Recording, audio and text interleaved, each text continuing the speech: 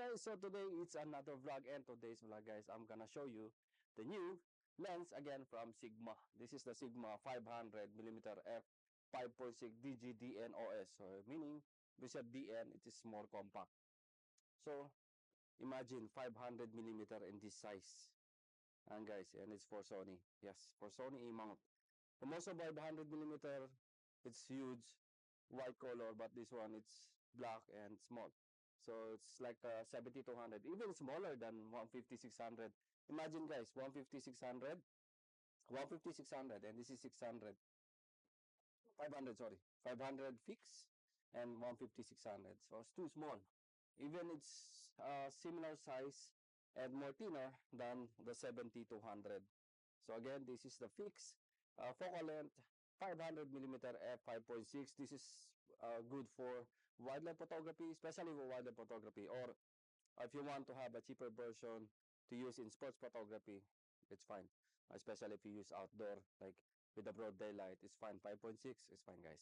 Wildlife photography, this is the best wildlife photography lens because first, it's a compact, smaller 500mm lens, telephoto, of course, and yeah, price also. The price is 899 Kuwaiti dinar. So, yeah, I think let's try and put in Sony A7CR and let's check the quality of this lens.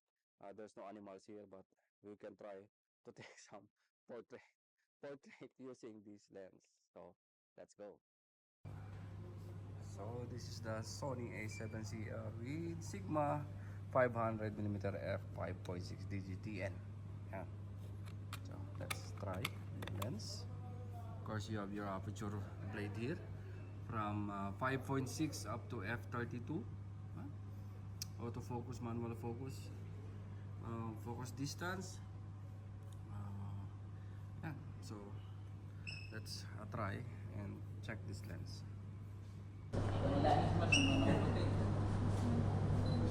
Si Brian. Dili na ni basta-basta si Brian, man. Hindi naman na nag-usapan ko. Hindi na na.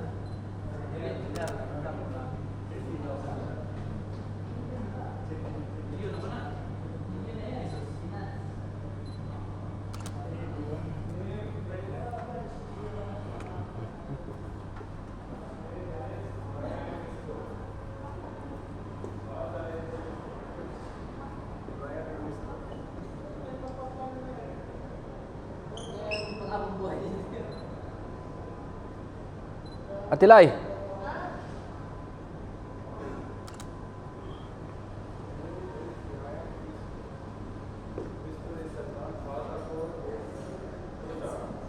Gandul.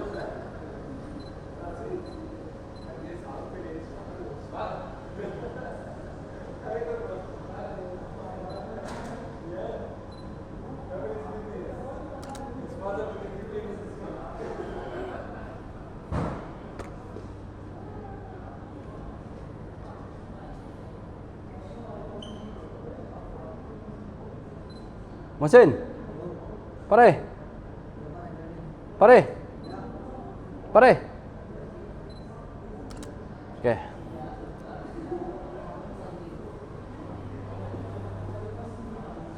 What happened, boss?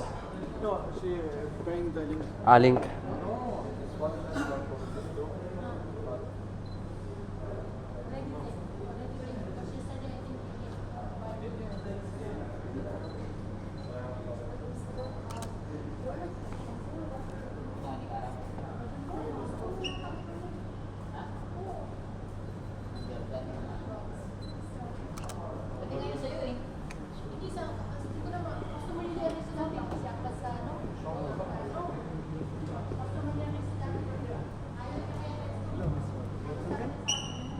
It's okay, pare.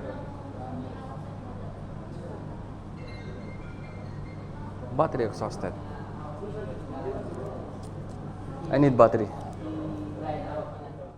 And that's it for today's vlog, guys. I tried with the A7CR using this lens, the Sigma 500 f5.6.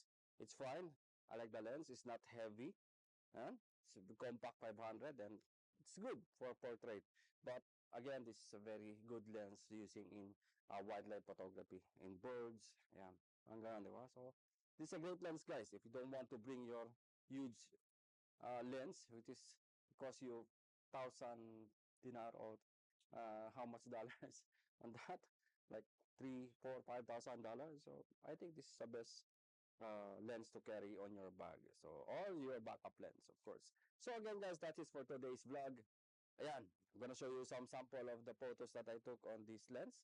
And yeah, that's it. If you want to check the price and availability of this lens, you can visit our website, www.abworld.com. So again, all the Sigma products we have already in our website. Again, just check www.abworld.com. So yan, hanggang dito na lang. Thank you and mabuhay.